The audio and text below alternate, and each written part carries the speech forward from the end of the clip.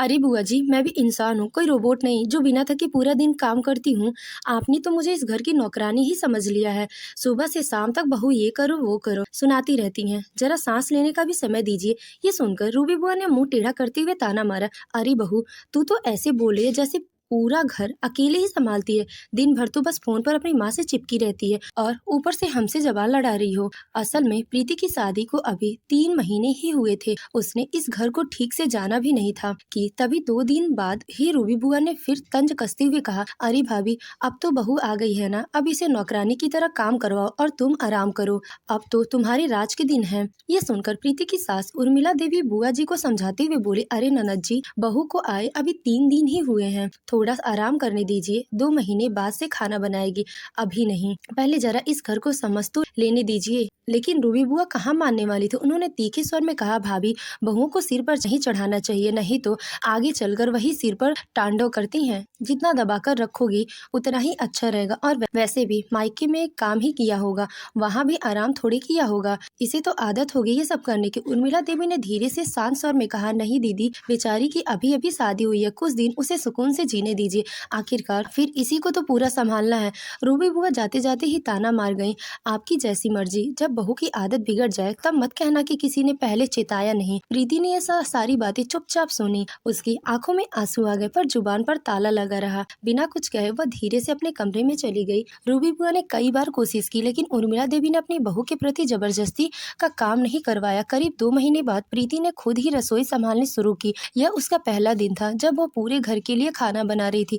घर की रस्म के मुताबिक रूबी बुआ को भी घर पर बुलाया गया था। प्रीति बड़ी लगन से सब कुछ बना रही थी। जब वो टेबल पर सबके सामने थालियां लगाने लगी तो रूबी बुआ उसे बड़े गौर से देख रही थी। तभी अचानक प्रीति का सूट का ओढ़नी अनजाने से सब्जी के बर्तन में गिर गया। उसके हाथ में आटा भी लगा हुआ था। ये देखकर प्रीति का पति रुद्र तुरंत आगे बढ़ा, उसके प्यार से उसका पल्लू पकड़ा और किनारे कर दिया, साथ ही उसके हाथ पर लगा आटा भी साफ कर दिया। ये देखकर रूबी बुआ मुस्कुराई और चुटकी लेते हुए बोली, अरे भाभी, देखिए जरा, आपका बेटा अभी से अपनी बीवी का पल्लू पकड़े घूम रहा है। नाम का तो रुद्र है, लेकिन इसके अंदर रुद्र जैसा कुछ भी नहीं है। रुद्र थोड़ा शर्मा गया और प्रीति का पल्लू छोड़ दिया, लेकिन रूबी बुआ वहीं नहीं रुकी। उन्होंने फिर तंज कसा, छोड़ क्यों रहे हो, पकड़ ले, तुझे तो जिंदगी भर यही करना है। ये सुनकर सब लोग हल्का सा मुस्कुराए, मगर किसी ने कुछ नहीं कहा। सब समझ रहे थे कि रूबी बुआ की बातों में मुस्कान कम, तिरस्कार ज्यादा था। फिर जैसे ही प्रीति ने खाना परोसा, रूबी बुआ के सामने रखा, बुआ ने पहला निवाला मुंह में रखते ही थाली जोर से पटक दी और गुस्से में चिल्लाई, ये क्या खाना बनाया है?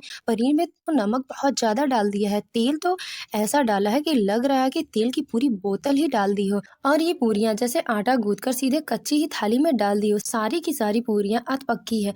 ये सब सुनकर प्रीति की आंखों में आंसू आ गए, लेकिन उसने कुछ नहीं कहा। उर्मिला देवी ने सब्जी चखकर धीरे से बोला, क्या दीदी, हल्का सा नमक ज्यादा हो गया, मगर इसके लिए इतना गुस्सा? आपने तो थाली ही पटक दी, इतना भी बुरा नहीं बना दिया इसने। रूबी बुआ और भड़क गई, तीखे स्वर में बोली, अरे मेरे घर में ऐसा खाना कभी नहीं बनता है, आपकी बहू है तो आप उसका ही पक्ष लेंगी। इतना कहकर वह तुनकती हुई वहां से उठी और सीधे अपने कमरे में जाकर लेट गई। इन बातों का प्रीति के दिल पर बहुत बड़ा असर पड़ा। उसकी आंखों में आंसू निकल आए, मगर उसने हिम्मत जुटाई और रोंदे गले से उर्मिला देवी से बोली, माँ जी, अगली बार ऐसी गलती नहीं होगी। ये कहकर प्रीति ने झुककर जमीन पर गिरे हुए खाने को समेटा और फेंक हुई थाली को उठा ली। ये सब देखकर रुद्र का दिल भी दुख ही से भर गया, मगर बुआ की उम्र और रिश्ते का लिहाज करते हुए चुप रह गया। थोड़ी देर बाद प्रीति अपने आंसू पोंछकर धीरे धीरे रूबी बुआ के कमरे में गई। उसने नम्रता से कहा, बुआ जी, हमसे गलती हो गई, कल से खाना अच्छा बनेगा, मुझे माफ कर दे। रूबी बुआ ने तीखे स्वर में कहा, बहू, तुम्हारे जैसा मन करे वैसा करो, लेकिन यहाँ से चुपचाप चली जाओ। प्रीति कुछ कह नहीं पाई, चुपचाप वहाँ से चली गई। अब घर का सारा काम उसी के सिर आ गया था। वह दिन रात मेहनत करने लगी। इस बार बुआ जी भी पूरे 2 महीने के लिए घर आई। एक सुबह प्रीति चाय बना रही थी, तभी रूबी बुआ रसोई में आकर बोली, सुनो बहू, थोड़ा पापड़ भी छान देना। प्रीति ने विनम्रता से कहा, ठीक है बुआ जी, अभी छान देती हूँ। तभी बाहर से रुद्र की आवाज आई, प्रीति, नाश्ता जरा जल्दी दो, ऑफिस जाने में देर हो रही है। सुनकर प्रीति ने पापड़ छोड़कर जल्दी जल्दी नाश्ता बनाने में हाथ तेज किया। कुछ ही देर बाद रूबी रूबी बुआ रसोई में आ पहुंची, गुस्से में बोली, अभी तक चाय भी नहीं बनाई, कब से कह रही हूँ, अगर मन ही नहीं है तो साफ कह दो ना, मैं खुद बना लूंगी। प्रीति ने संयमित स्वर में कहा, बुआ जी, रुद्र जी को ऑफिस के लिए देर हो रही थी, इसीलिए पहले उनका नाश्ता बना दिया, बस 10 मिनट दीजिए, अभी आपको चाय बना देती हूँ। ये सुनकर रूबी बुआ गुस्से से तमतमाकर बोली, हाँ, जब सुबह 9 बजे तक सोती रहोगी तो देर नहीं होगा क्या? इतना देर तक सोकर उठेगी तो क्या काम करेगी? इस घर में मेरी कोई इज्जत ही नहीं है। प्रीति ने हल्की थकी आवाज में कहा, बुआ जी, मैं सुबह रोज 5 बजे उठ जाती हूँ और आपकी चाय भी बस 10 मिनट में बन जाएगी, थोड़ा सब्र रखिए। ये सुनते ही रूबी बुआ और भड़क गई। वह चिल्लाकर बोली, भाभी देखिए, आपकी बहू मुझसे जबान लड़ा रही है, मुझे कह रही है कि सब्र रखो। तभी उर्मिला देवी भी रसोई में आ गई। उन्होंने शांत स्वर में कहा, बहू, तुम रुद्र का नाश्ता लेकर जाओ। प्रीति चुपचाप नाश्ता लेकर रुद्र के पास चली गई। उर्मिला देवी रूबी बुआ से धीमे स्वर में कहा, दीदी, प्रीति अभी बच्ची है, उसकी उम्र अभी सिर्फ 21 साल की है, उस पर इतना बोझ मत डालिए, धीरे धीरे सब सीख जाएगी।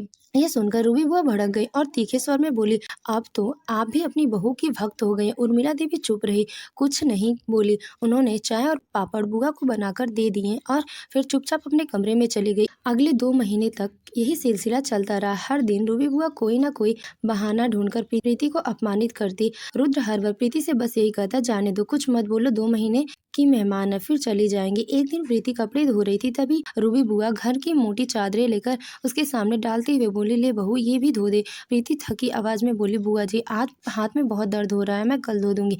रूबी बुआ ताने मारती हुए बोली, अभी तो पूरी जवानी बाकी है और अभी से हाथ में दर्द करने लगा, पूरी चादर को अभी के अभी धो। ये सुनकर प्रीति कुछ कह नहीं पाई और चुपचाप चादर धोने लगी। वह अभी बाथरूम से निकली ही नहीं थी, तभी फिर से आवाज आई, बहू, जरा मेरे सिर की मालिश कर दो। प्रीति ने थकी आवाज में कहा, बुआ जी, खाना खा लो, फिर कर देती हूँ, बहुत तेज भूख लगी है।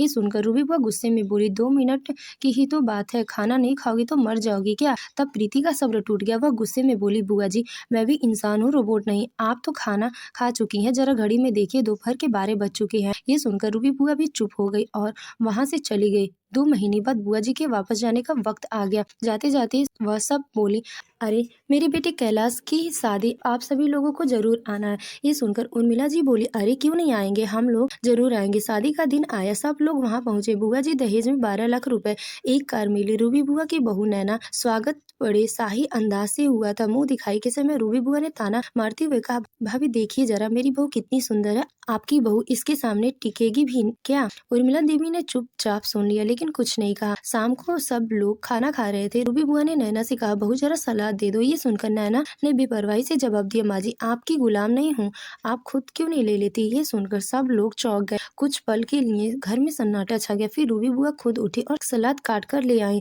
5 दिन बाद घर में रूबी बुआ ने जबरदस्ती नैना की पहली रसोई का कार्यक्रम रख दी। रात को रूबी बुआ ने नैना से कहा कि बहू, कल सुबह जल्दी उठकर खाना बना लेना, कल तुम्हारी पहली रसोई है, मैंने खास मेहमानों को बुलाया है।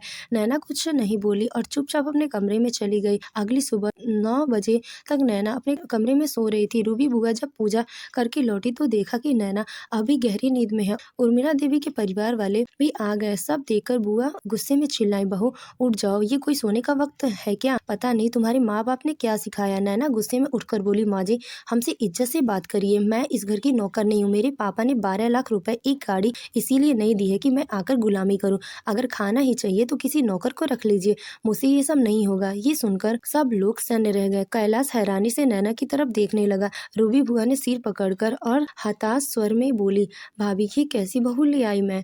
उर्मिला देवी ने प्रीति की ओर इशारा करते हुए कहा, बेटा जाओ, खाना बनाने की तैयारी करो, मैं भी आती हूँ। ये सुनकर प्रीति हल्की मुस्कुराई और रसोई की ओर चली। जाते जाते उर्मिला देवी ने रूबी बुआ की ओर देखते हुए कहा, जीजी, बहू भी किसी की बेटी होती है, अगर इसे प्यार दोगी तो वही प्यार लौटा कर देगी, नहीं तो आजकल की बहुएं किसी की सुनती नहीं है। ये कहकर उर्मिला जी भी किचन में चली गई। करीब 2-3 घंटे बाद खाना तैयार हो गया। धीरे धीरे सभी रिश्तेदार आ गए। उर्मिला देवी ने नैना से कहा, बेटा आज तुम्हारी पहली रसोई है, खाना तो प्रीति ने बना दिया, लेकिन तुम सबको परोस देना। ये सुनकर नैना ने बिना कुछ कहे सबको मुस्कुराकर खाना परोसा। खाना खाकर मेहमान बोले, वाह, खाना तो लाजवाब है, बहू के हाथों में तो जादू है। ये सुनकर नैना ने हल्की सी मुस्कान दी, लेकिन उसके मन में एक चुभन थी। ये तो खाना प्रीति भाभी ने बनाया था। अगली सुबह रूबी बुआ डरते डरते नैना के पास गई और बोली, बहू आज खाना बनाओगी या नहीं? नैना ठंडे स्वर में बोली, माँ जी, मैंने कल ही कहा था ना, नौकर रख लीजिए, आखिर मेरे पापा ने 12 लाख दहेज किस लिए दिए हैं। ये सुनकर बुआ जी चुपचाप वहाँ से चली गई। अब कैलाश भी नैना से डरने लगा और घर का सारा काम करना धीरे धीरे रूबी बुआ की रोज की आदत बन गई। तो दोस्तों, क्या बहू को हमेशा दबाकर रखना सही है? क्या शादी के तुरंत बाद सारे काम का बोझ बहू पर डाल देना ठीक है? आपकी राय क्या है? कमेंट बॉक्स में जरूर बताएं। धन्यवाद।